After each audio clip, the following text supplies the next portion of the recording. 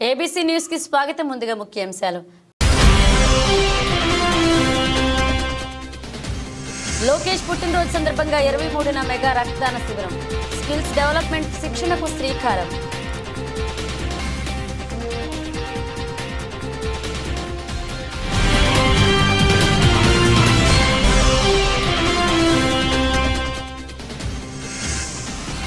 ఈ నెల 20వ తేదీ నుంచి 24వ తేదీ వరకు జ్యుడిషియల్ అధికారులకు, అడ్వకేట్లకు శిక్షణ అందించనున్నాం. జిల్లా ప్రధాన న్యాయమూర్తి శ్రీమతి గంధం సునీత.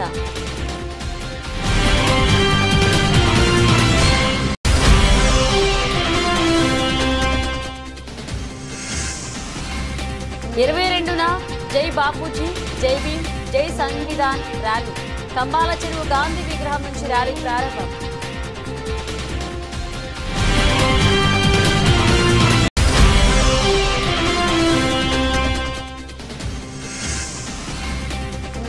సనాతన ధర్మం వల్లించే కూటమి ప్రజాప్రతినిధులు ఏం చెప్తారు?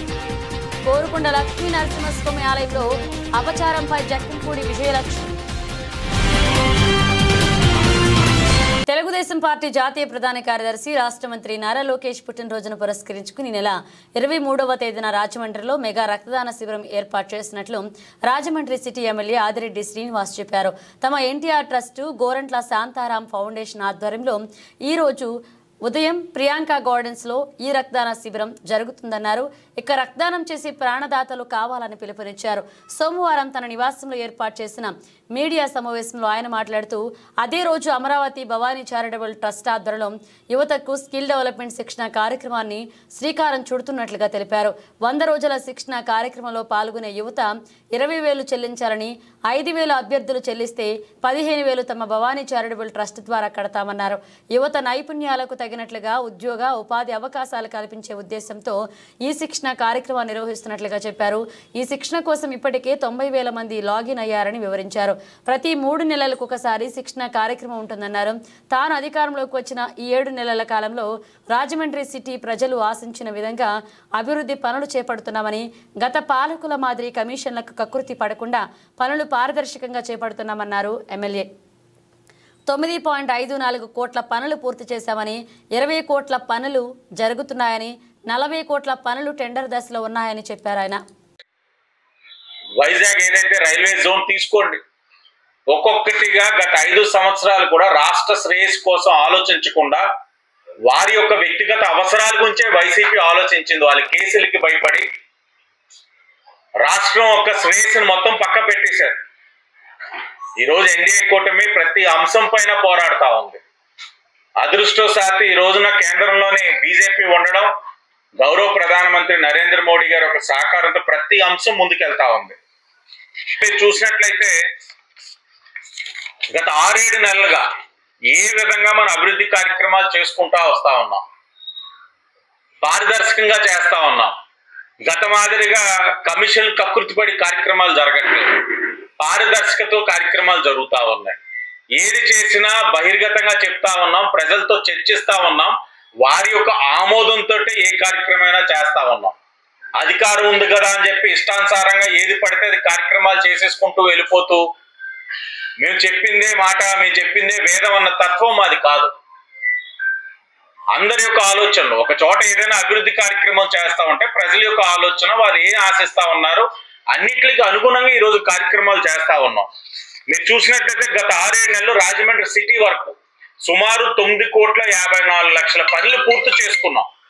20 కోట్ల పనులు ఇప్పుడు ఇంకా నడుస్తా ఉన్నాయి. నగరంలో అనేకమైన ప్రాంతాల్లో పనులు 20 కోట్ల విలువైన పనులు నడుస్తా ఉన్నాయి. అది కాకుండా ఇంకా 45 కోట్ల విలువ చేసే పనులు ఇప్పుడు టెండర్ స్టేజ్ లో ఉన్నాయి. 2-3 రోజుల్లో వాటిని కూడా ఓపెన్ చేసుకునే పరిస్థితి కూడా కనబడతా ఉంది. అలాగే మీ భద్రత మా బాధ్యత కార్యక్రమాలు పెడతా ఉన్నప్పుడు అనేక సందర్భాల్లో వైసీపీ వాళ్ళు కూడా అడిగేవారు, మీ భద్రత మా బాధ్యత ఎందుకు కార్యక్రమాలు పెడుతున్నారు, వెళ్తున్నారు, ప్రసంగాలు ఇచ్చేస్తా ఉన్నారు, ఏదో విధంగా మహిళల దగ్గరికి వెళ్ళి మాట్లాడుకుంటున్నారు అని అన్నారు. కానీ దానిపైన ఏంటి, మీరు ఏం సాధిస్తున్నారు, ఎందుకు పెడుతున్నారని అడిగిన వారందరికీ కూడా ఈరోజు సమాధానం చెప్తా ఉన్నాం. మీ భద్రత మా బాధ్యత ద్వారా సుమారు 20,000 మంది పైచిలకు 20,000 పైచిలకు మహిళలతోటి సమావేశాలు ఏర్పరచుకొని వాళ్ళని చైతన్య. గౌరవ సుప్రీంకోర్టు ఆదేశాల హైకోర్టు వారి సూచనలతో మధ్యవర్తిత్వం రాజీ నేపథ్యంలో ఎంసీపీసీ విధానంపై జ్యుడిషియల్ అధికారులకు అడ్వకేట్లకు అవగాహనతో కూడిన శిక్షణ అందించడం జరుగుతోంది అని జిల్లా ప్రధాన న్యాయమూర్తి శ్రీమతి గంధం సునీత పేర్కొన్నారు. సోమవారం ఉదయం స్థానిక జిల్లా కోర్టు నందు జిల్లా లీగల్ సర్వీసెస్ అథారిటీ సమావేశ మందిరంలో సుప్రీంకోర్టు ఆదేశాల మేరకు మధ్యవర్తిత్వం మరియు రాజీ ప్రాజెక్టు కమిటీ ఆధ్వర్యంలో జిల్లాలోని జ్యుడిషియల్ అధికారులకు న్యాయవాదులకు మధ్యవర్తిత్వం యొక్క కాన్సెప్ట్ టెక్నిక్లపై ఈ నెల 20వ తేదీ నుంచి 24వ తేదీ వరకు నిర్వహించనున్న శిక్షణ కార్యక్రమంలో జిల్లా జడ్జి శ్రీమతి గంధం సునీత ముఖ్య అతిథిగా పాల్గొని ప్రారంభించారు. ఎంసీపీసీ మాస్టర్ ట్రైనర్ ఆధ్వర్యంలో అవగాహన శిక్షణ కార్యక్రమానికి ముఖ్య అతిథిగా జిల్లా ప్రధాన న్యాయమూర్తి హాజరయ్యారు. ఈ సందర్భంగా జిల్లా ప్రధాన న్యాయమూర్తి గంధం సునీత మాట్లాడుతూ గౌరవ సుప్రీంకోర్టు ఆదేశాల మేరకు ఎంసీపీసీ కమిటీ ఆధ్వర్యంలో హైకోర్టు సూచనలతో మధ్యవర్తిత్వం రాజీ మార్గం అనే అంశంపై జ్యుడిషియల్ అధికారులకు అడ్వకేట్లకు అవగాహనతో కూడిన శిక్షణ అందించడం జరుగుతుందన్నారు. ఈ శిక్షణ కార్యక్రమం జనవరి 20వ తేదీ నుంచి 24వ తేదీ వరకు నిర్వహిస్తున్నట్లుగా తెలిపారు. ఇందులో భాగంగా ఎంసీపీసీ యాక్ట్ ప్రకారం 2023 ప్రొవిజన్ ప్రకారం జ్యుడిషియల్ అధికారులకు అడ్వకేట్లకు శిక్షణ అందిస్తున్నట్లుగా పేర్కొన్నారు. కోర్టు సంబంధిత కేసుల్లో పరిష్కారం కొరకు 4 విధానాలు ఉన్నాయన్నారు. ఇందులో మధ్యవర్తిత్వ రాజీ మార్గం, లోక్ అదాలత్ కూడా 2 అంశాలుగా ఉన్నాయని పేర్కొన్నారు. అందరికీ నమస్కారం. గౌరవ సుప్రీంకోర్టు వారి ఎంసీపీసీ నేతృత్వంలో మాకు మీడియేషన్ మీద ట్రైనింగ్ ఇవ్వమని చెప్పి ప్రతి రాష్ట్రాలకి అలాగే హైకోర్టు ద్వారా ఇన్స్ట్రక్షన్స్ ఇవ్వడం జరిగింది. దానిలో భాగంగానే మీడియేషన్ యాక్ట్ 2023లో ఉన్న ప్రావిజన్స్ని తీసుకుని స్పెల్స్ వైజ్ అంటే జ్యుడిషియల్ ఆఫీసర్స్కి అలాగే అడ్వకేట్స్కి ఈ మీడియేషన్ మధ్యవర్తిత్వం మీద ట్రైనింగ్ ఇవ్వడం జరుగుతుంది. మధ్యవర్తిత్వం అనేది ఏంటంటే మాకు 4 రకాలైనటువంటి ఆల్టర్నేటివ్ డిస్ప్యూట్ రెజల్యూషన్స్, కోర్టులో కేసు కంటెస్ట్ మీద డిస్పోజ్ చేసుకోవడమే కాకుండా కంటెస్ట్ లేకుండా ఎలాగ డిస్పోజ్ చేసుకోవచ్చు త్వరితగతిన అనేది 4 రకాలైన విధానాలు ఉన్నాయి.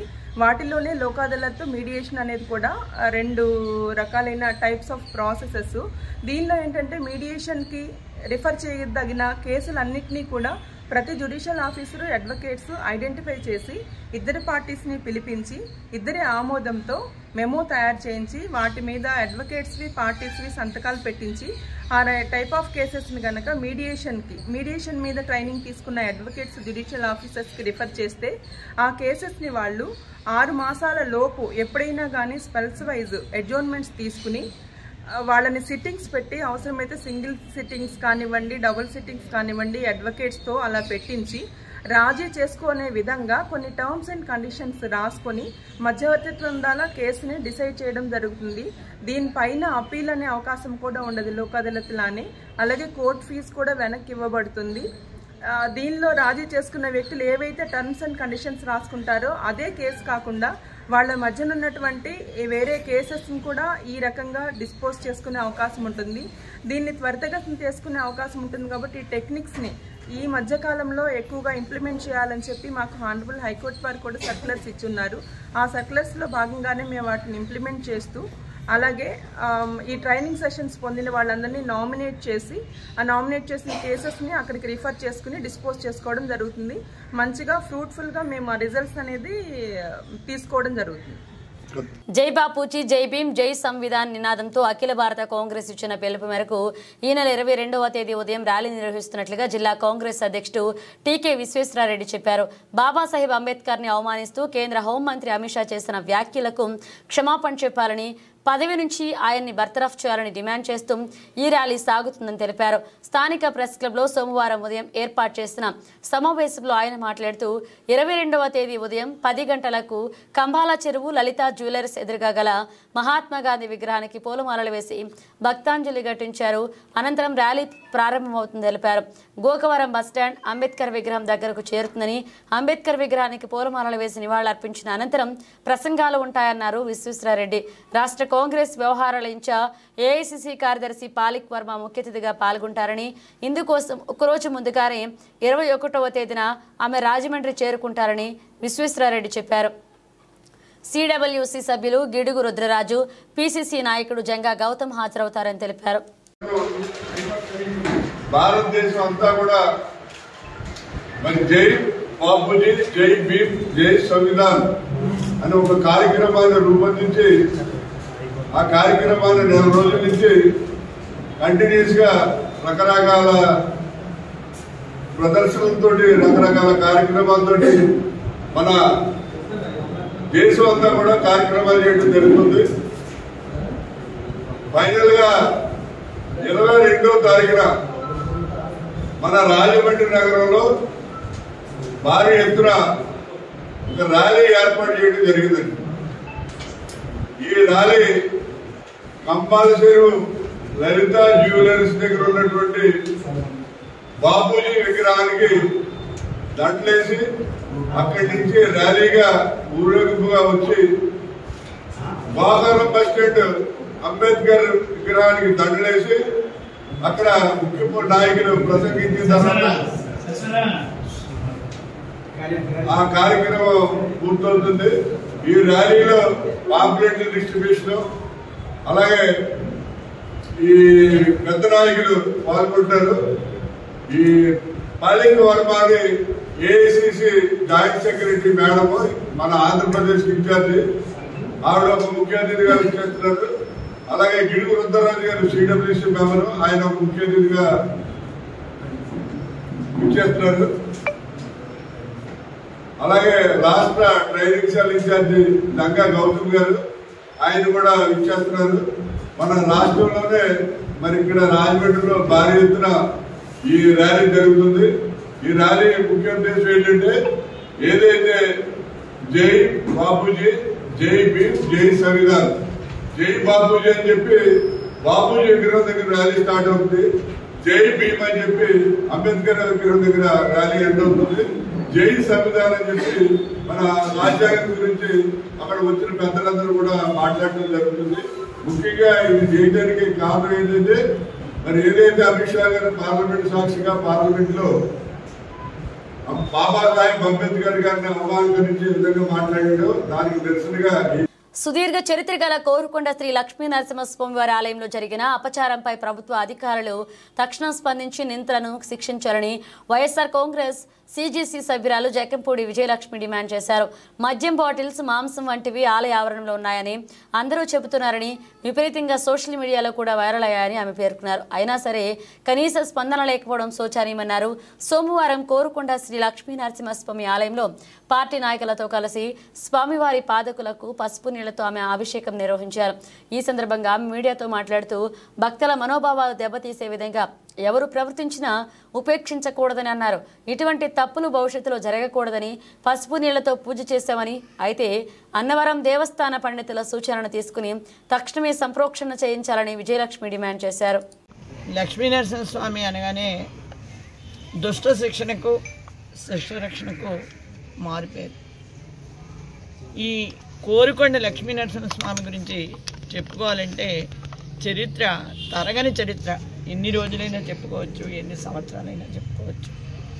పరాశర మహర్షి ప్రతిష్ఠ చేసినటువంటి దేవాలయం స్వయంభూ దేవాలయం. అటువంటి దేవాలయంలో ఈ రోజున ఇక్కడ జరుగుతున్నటువంటి అపచారాలు నిజంగా సభ్య సమాజం సిగ్గుపడవలసినటువంటి అవసరం ఎంతైనా ఉందని చెప్పేసి చెప్పుకోక తప్పదు. ఎవరి బాధ్యత రాహిత్యం వలన ఈ రకమైనటువంటి చర్యలు జరుగుతున్నాయి. మొన్న తిరుపతి లడ్డు, ఇవాళ ఇక్కడ చూస్తే కోరుకొండ లక్ష్మీనరసింహస్వామి దేవాలయంలో మద్యం బాటిల్స్, మాంసం ప్యాకెట్లు అని చెప్పి చెప్తున్నారు. ఎంతోమంది గ్రూపుల్లో పెట్టారు, వీడియోస్ వైరల్ అయినాయి. ఎందుకు మీలో స్పందన కరువైంది అన్నదానికి సమాధానం చెప్పాల్సినటువంటి అవసరం అందరి మీద ఉంది. ఇవాళ భక్తుల మనోభావాలు దెబ్బతీసేటటువంటి విధానంలో ఎవరు ప్రవర్తించినా కూడా అది నిజంగా చాలా దురదృష్టకరమైనటువంటి విషయం అని చెప్పేసి చెప్పుకుంటాం. నా కుమారుడు జక్కంపూడి రాజానగర్ నియోజకవర్గం శాసనసభ్యులుగా ఉండగా ఈ నియోజకవర్గంలో ఒక ఆధ్యాత్మిక వాతావరణాన్ని తీసుకురావాలనేటటువంటి ఆలోచనతో 117 దేవాలయాలకి నిర్మాణం చేపట్టడం జరిగింది. వాటికి శ్రీవాణి ట్రస్ట్ నుంచి శాంక్షన్స్ తీసుకురావడం జరిగింది. చాలా దేవాలయాలకి వారు నిధులు సమకూర్చడం కూడా జరిగింది. అంతేకాకుండా 4-5 దేవాలయాలకి కామన్ ఫండ్ నుంచి కూడా వారికి ఆర్థిక సహకారం అందేటట్టు చూడటం జరిగింది. అందులో కాటవరం శివాలయం, సేతుపల్లి దేవాలయం చెప్పుకోవచ్చు.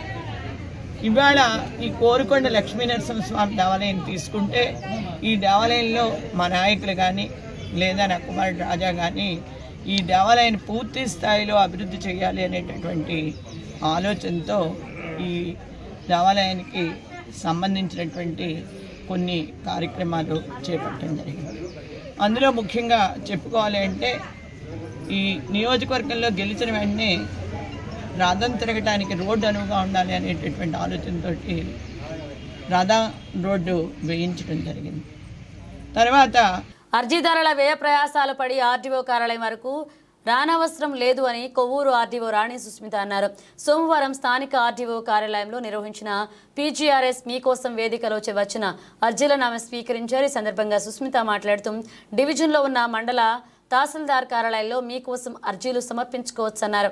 ప్రజా సమస్యల పరిష్కార వేదిక కార్యక్రమంలో భాగంగా కొవ్వూరు డివిజన్ పరిధిలోని ప్రతి మండల తహసీల్దార్ కార్యాలయాల్లో అందరూ మండల స్థాయి అధికారులు ఒక చోట ఉండి ప్రజల నుంచి అర్జీలను స్వీకరిస్తారని, అక్కడ అందజేయాలని రెవెన్యూ డివిజన్ అధికారి రాణి సుస్మిత పేర్కొన్నారు. ఆర్డీఓ రాణి సుస్మిత మాట్లాడుతూ పీజీఆర్ఎస్ మీకోసం ద్వారా ప్రజల నుంచి ఈరోజు 9 అర్జీలు స్వీకరించడం జరుగుతుందన్నారు.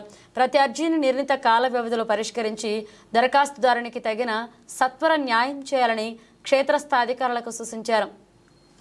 మీకోసం వచ్చిన ప్రతి అర్జీని పరిశీలించి వారు సంతృప్తి చెందేలాగా అర్జీదారునికి పూర్తి న్యాయం చేయాలన్నారు. ఈ కార్యక్రమంలో జి జవహర్, బాజీ శర్మ డివిజన్ స్థాయి అధికారులు పాల్గొన్నారు.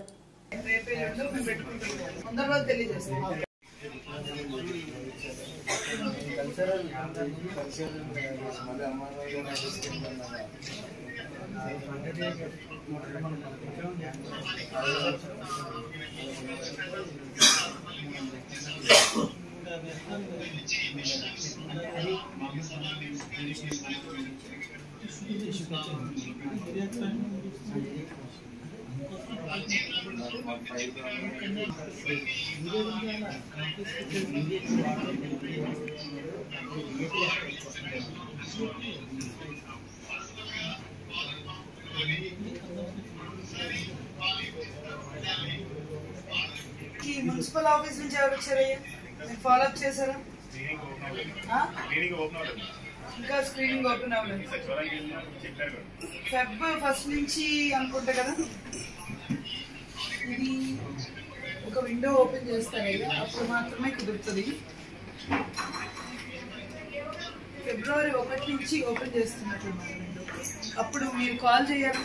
పాప ఆయన బ్రతకాల కోసినప్పుడు మీకు స్క్రీనింగ్ అయ్యి మీకు పెన్షన్ పెడతారు. మోస్ట్ ప్రాబబ్లీ ఫిబ్రవరి 1st వీక్ లో ఓపెన్ చేస్తారు. అప్పుడు మీరు రావచ్చు. ఈ లోపల అనవసరంగా వచ్చినా కూడా ఏం చేయలేదు. ఓకేనా? అదే బండికి కూడా ఈవెన్ ఇది కూడా దానికి ఒక డేట్ ఇస్తారు. ఆ డేట్ అప్పుడు స్క్రీనింగ్ అప్పుడే మనం అప్లికేషన్ పెట్టడానికి వాళ్ళు కూడా. సో మీరు ఫిబ్రవరి 1st వీక్ లో ఒకసారి మున్సిపల్ ఆఫీస్కి వెళ్ళి ఒకసారి కలవండి. రాష్ట్రంలోని అన్ని ప్రైవేట్ రంగ సంస్థల్లో కూడా ఎస్సీ, ఎస్టీ, బీసీ మైనారిటీలకు రిజర్వేషన్ అమలు చేయాలని సోషలిస్టు కూటమి రాష్ట్ర అధ్యక్షుడు గోరింత అప్పలరాజు డిమాండ్ చేశారు. సోమవారం ఈ అంశంపై రాజమండ్రి స్థానిక అంబేద్కర్ కమ్యూనిటీ హాల్లో సమావేశాన్ని నిర్వహించారు. సమావేశంలో పాల్గొన్న అప్పలరాజు మీడియాతో మాట్లాడుతూ ఈ విషయంలో అన్ని రాజకీయ పార్టీలు తమతో మమేకం కావాలన్నారు. ప్రధాని మోదీ విషయంలో ప్రత్యేక చొరవ తీసుకుని ప్రైవేట్ రంగంలో రిజర్వేషన్ కల్పించాలని కోరారు. ఎస్సీ వర్గీకరణ విషయంలో సుప్రీంకోర్టు ఇచ్చిన తీర్పుని తూచా తప్పకుండా పాటించాలని ఆయన డిమాండ్ చేశారు. అందరికీ సమానత్వం, సమాన అవకాశాలు కావాలన్నారు. దళిత నాయకుడు బోయలపల్లి కరుణాకర్ మాట్లాడుతూ ప్రతి సంస్థ ప్రైవేట్ రంగంలోకి వెళ్లిపోతున్న నేపథ్యంలో ప్రైవేట్ రంగంలో రిజర్వేషన్ అవసరం ఉందన్నారు. ప్రతి ఒక్కరూ ఉద్యమకారుడిగా తయారై ప్రైవేట్ రంగంలో రిజర్వేషన్ సాధించాలన్నారు. దేశవ్యాప్తంగా దీనికోసం మందకృష్ణ మాదిగా సారథ్యం వహించాలన్నారు. హ్యూమన్ రైట్స్ ఎస్సీసీఎల్ నాయకురాలు కండవిల్లి లక్ష్మి మాట్లాడుతూ ప్రైవేట్ రంగంలో రిజర్వేషన్ కోసం తప్పనిసరిగా పోరాటం జరుగుతుందని గోరింత అప్పలరాజు నాయకత్వంలో ఈ రోజు జరిగిన సమావేశంలో ఈ అంశంపై చర్చించామని తెలిపారు. అందరికీ నమస్కారం. నేను గోరింత అప్పలరాజు, సోషలిస్టు కూటమి రాష్ట్ర అధ్యక్షుల్ని. మా యొక్క ఉద్యమంలో భాగంగా రాష్ట్రంలో ప్రైవేటు రంగాలు ఏవైతే ఉన్నాయో అన్నిటిలో కూడా బడుగు బలహీన వర్గాలైనటువంటి ఎస్సీ, ఎస్టీ, బీసీ అండ్ మైనారిటీలకు రిజర్వేషన్ చట్టం అమలు చేయాలని అన్ని రాజకీయ పార్టీలు మాతో మమేకమై మాకు సహకరించాలని కోరుకుంటున్నాం. ముఖ్యంగా పార్లమెంట్లో కూడా బిల్లు ఆమోదించాలి. ఎందుకనగా ఈ మధ్య జరిగినటువంటి ఎస్సీ వర్గీకరణ విషయంలో ఎన్నో అవకతవకలు జరుగుతున్నాయని సోదరులు కూడా చాలా విధంగా మాట్లాడుతున్నారు. అయితే సుప్రీంకోర్టు ఇచ్చిన తీర్పుని తూచా తప్పకుండా పాటించాలని చెప్పి కూడా నేను విజ్ఞప్తి చేస్తున్నాను. ఎందుకంటే క్రిమిలేయర్ చట్టం అనేది అక్కడ సుప్రీంకోర్టు ఆమోదించింది. దాని ఉద్దేశం ప్రత్యేకంగా అందరికీ తెలిసే ఉంటుంది. కానీ కొంతమంది దాన్ని స్వార్థపూరిత రాజకీయం చేయాలనే ఉద్దేశంతో దాన్ని వెనకబడి నెట్టాలని చెప్పేసి సంకల్పంతో ఎన్నో ఉద్యమాలు నడిపిస్తున్నారు. కానీ ఆ లక్ష్యం అది కాదు. అందరికీ సమానత్వం, సోషలిజం కావాలి, సోషలిస్ట్ కావాలని చెప్పేసి మా యొక్క మనవి. మరి ముఖ్యంగా ప్రధానమంత్రి నరేంద్ర మోడీ గారు మాకు ప్రైవేటు రంగాల్లో రిజర్వేషన్ అంశంపై మా ఎస్సీ, ఎస్టీ, బీసీ మైనారిటీలందరికీ కూడా ఒక రకమైనటువంటి రిజర్వేషన్ కల్పించి ప్రతి ఒక్కరిని ముందుండి నడిపించాలని కోరుకుంటూ పార్లమెంట్లో బిల్లు ఆమోదించాలని విజ్ఞప్తి చేస్తున్నాం. నమస్కారం అండి. ఈరోజు రాజమండ్రి అంబేద్కర్ గారి భవన్ నందు ప్రైవేట్ రంగంలో రిజర్వేషన్ల చట్టంకై దేశవ్యాప్తంగా పోరాటం ఖచ్చితంగా జరుగుతూనే ఉంటుంది. ఈరోజు గోరెంత అప్పలరాజు గారు నాయకత్వంలో ఈరోజు మేమందరం ఇక్కడ మీట్ అవ్వడం జరిగింది. ప్రైవేట్ రంగం అని సంబోధించాం కనుక ప్రైవేట్ సంస్థల్లో స్కూలు యాజమాన్యం పిల్లల విషయంలో చదివిస్తున్న కొంతమంది ఎస్సీ, ఎస్టీ, బీసీ, మైనారిటీ కమ్యూనిటీలో కూడా స్కూలు ప్రైవేట్ సంస్థలో ఇంగ్లీష్ మీడియం బాగా ఉంటుందని చదివిస్తున్నారు. కానీ వారు అధిక ఫీజులు వసూలు చేస్తూ విద్యార్థులు చాలా ఇబ్బందులు గురి చేస్తూ అదొక సంస్థని మీరు గుర్తించాలని కోరుకుంటున్నాం. అలాగే కార్పొరేషన్ విషయంకి వస్తే ఎస్సీ కార్పొరేషన్ గత ప్రభుత్వంలో సరైన న్యాయం అయితే జరగలేదు.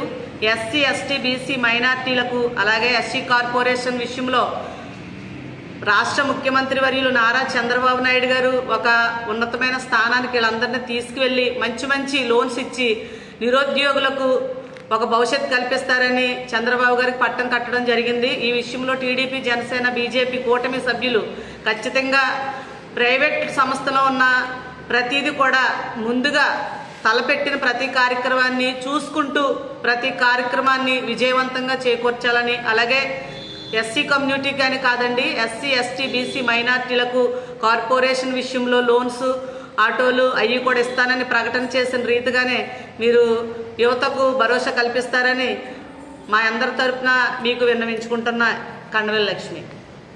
ఎరుకుల కులానికి చెందిన నేరగొందల లక్ష్మీకాంతం అనే 24 ఏళ్ల ఎస్టీ యువతిని పెళ్లి పేరుతో వంచించి గర్భవతిని చేసి అబార్షన్ చేయించడమే కాకుండా తీవ్రంగా హింసించి హత్యాయత్నం చేసిన జానా దివ్యశేఖర్ వారి కుటుంబ సభ్యులను కఠినంగా శిక్షించి ఎస్టీ మహిళకు న్యాయం చేయాలని ఎరుకుల హక్కుల పోరాట సమితి రాష్ట్ర అధ్యక్షులు ఎన్ మోహన్ కుమార్ ధర్నా డిమాండ్ చేశారు.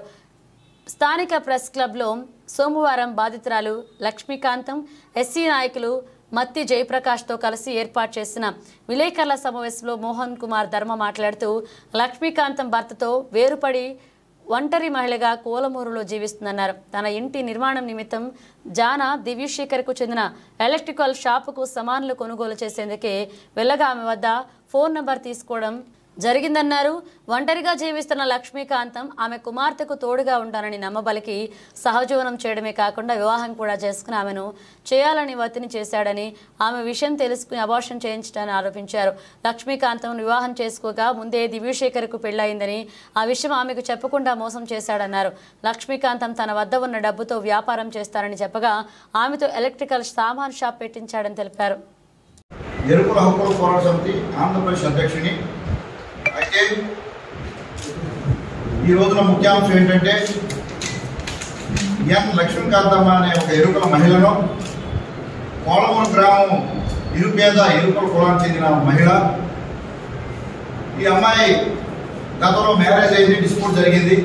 ఆ తర్వాత ఇల్లు నిర్మాణం చేసుకుంటా ఉంటే నిర్మాణానికి కరెంటు సామాన్ల కోసం మరి అదే ఊర్లో ఎలక్ట్రికల్ షాప్ కట్టడం జరిగింది. మరి అక్కడటువంటి బీసీ కులానికి చెందినటువంటి బహుళ కులానికి చెందినటువంటి దినశేఖర్ అటువంటి అతను ఈ నెంబర్ తీసుకొని రోజు ఫోన్ చేస్తూ నేను మంచివాడిని, నాకు పెళ్లి కాలేదు, మీరు నాకు కావాలని చెప్పి వేధించి ఆమెని వరలో వేసుకొని ఆమెని పెళ్లి చేసుకొని ఆ తర్వాత గర్భవతి చేసి ఆ తర్వాత మరి ఆ అమ్మాయిని మరి బలవంతంగా మరి అభాషణ చేయించడం జరిగింది. అదేవిధంగా ఈమె గూడెంలో మరి 10 లక్షల రూపాయలు విలువ చేసేటువంటి ఎలక్ట్రికల్ సామాన్లు దొంగిలించడం జరిగింది. ఫోన్ చేస్తే రావడం లేదు. ఏది నా పరిస్థితి అడిగితే నీ ఇష్టం చెప్పుకో, అసలు నువ్వు రా, నా షాప్ దగ్గర రాని చెప్పడం జరిగింది. మరి ఆ ఫోన్ చేయగానే 19వ తారీఖున మరి 1వ నెల 2024న అదే కోలమూరులో మరి ఆ షాప్కి వెళ్ళడం జరిగింది. వెళ్ళక ముందరే వాళ్ళ భార్య అమరావతి, వాళ్ళ కొడుకు వెంకటేష్, వాళ్ళ తమ్ముడు రామారావు వచ్చే ఇరుకులు లంచ్ అని చెప్పి బట్టలు ఊడదీసి అక్కడ నుండి పైపుతో కొట్టి చిత్రహింసలు పెట్టి ఆ తర్వాత పెట్రోల్ పోసి మరి ప్రైవేట్ పార్ట్స్ లో మరి చాలా నీచిగా మరి స్థానిక విక్రమ హాల్లో ఆదివారం రాత్రి నిర్వహించిన స్వరతరంగిణి సంగీత విభావారి ఆలరించింది. ఎన్టీఆర్ వర్ధంతిని పురస్కరించుకుని తారక రాముని చిత్రగీతాల పేరిట ఎన్టీఆర్ నటించిన చిత్రాల్లోని పాటలను గాయకులు ఆలపించి స్వర్ణ నీరాజనం సమర్పించారు. గత 4 ఏళ్లుగా వివిధ సంగీత విభావార్లలో పాటలు పాడుతున్న పరసా శ్రీనివాస్ సొంతంగా స్వర తరంగిణి సంస్థ నెలకొల్పి ఏవి రమణ గౌరవాధ్యక్షులుగా నిర్వహించిన తొలి కార్యక్రమంతో ప్రశంసలు అందుకున్నారు. పరస శ్రీనివాస్తో పాటు ఏవి రమణ, శ్రీరామ్, గోపి, బ్రహ్మం, రవీంద్ర, ట్రాక్ రామకృష్ణ, కొప్పర్తి శైలజ, కొప్పర్తి భవ్య, మల్లాది ప్రియాంక, కోరుకొండ ప్రభ, గిరిజ, పివి లక్ష్మి, రాణి తదితరులు గీతాలు ఆలపించారు. తెలిసిందిలే ఆకుచాటు పిండి తడిసే అత్తమడుగు వాగులోన నీళ్లు బంగారం కాను, కోటులోని మేనమాడం వంటి ఎన్నో గీతాలతో అలరించారు. పాటలకు కొందరు స్టెప్స్ వేశారు. ఎంతవారు గాని వేదాంతులైన గాని పాటతో శ్రీనివాస్ ఈ నటి సంగీత విభావారి ముగింపు పలికారు.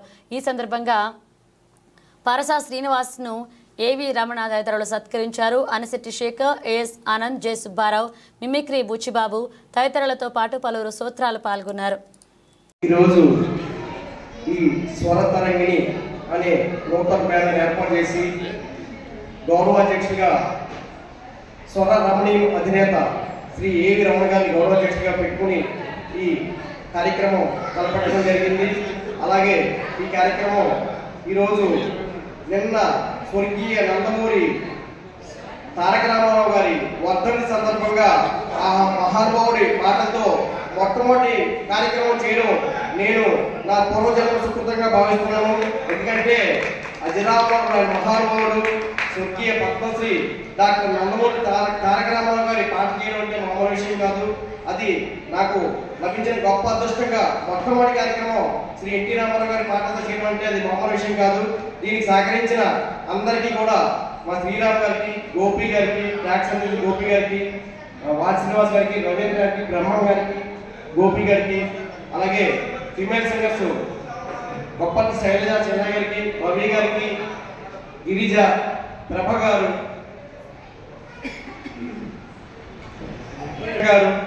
ఇలా అందరికీ కూడా ఇచ్చేసి ప్రేక్షకులు మేనేజర్ గారు, ఆనంద్ గారు, లక్ష్మణరావు గారు ఇలా అందరికీ కూడా వివిధ సంస్థల అధినేతలకు, వివిధ సంస్థల పాల్గొన్న గాయకులకి అందరికీ కూడా ఈ రోజున ఈ కార్యక్రమం విజయవంతం చేసినందుకు పేరున నా తరఫున, నా బ్యానర్ తరఫున కూడా ప్రత్యేకమైన ధన్యవాదాలు, కృతజ్ఞతలు తెలియజేస్తున్నాను.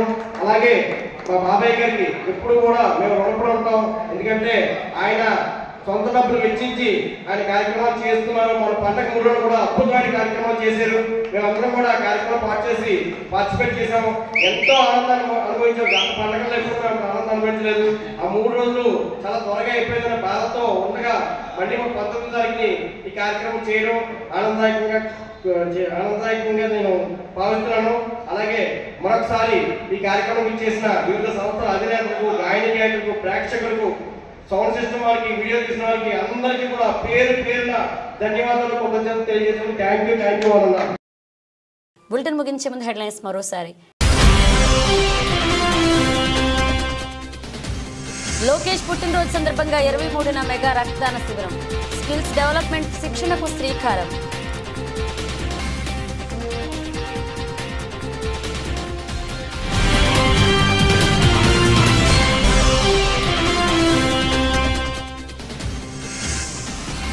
ఈ నెల 20వ తేదీ నుంచి 24వ తేదీ వరకు జ్యుడిషియల్ అధికారులకు అడ్వకేట్లకు శిక్షణ అందించనున్నాం. జిల్లా ప్రధాన న్యాయమూర్తి శ్రీమతి గంధం సునీత.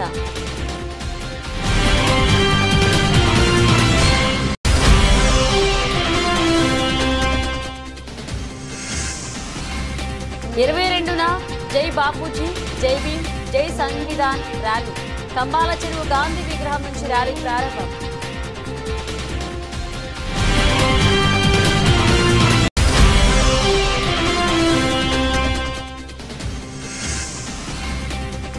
సనాతన ధర్మం వల్లించే కూటమి ప్రజాప్రతినిధులు ఏం చెప్తారు? కోరుకొండ లక్ష్మీ నరసింహస్వామి ఆలయంలో అపచారంపై జక్కంపూడి విజయలక్ష్మి. ఇవి బులెటిన్ అప్డేట్స్. మరిన్ని అప్డేట్స్తో మళ్ళీ కలుద్దాం.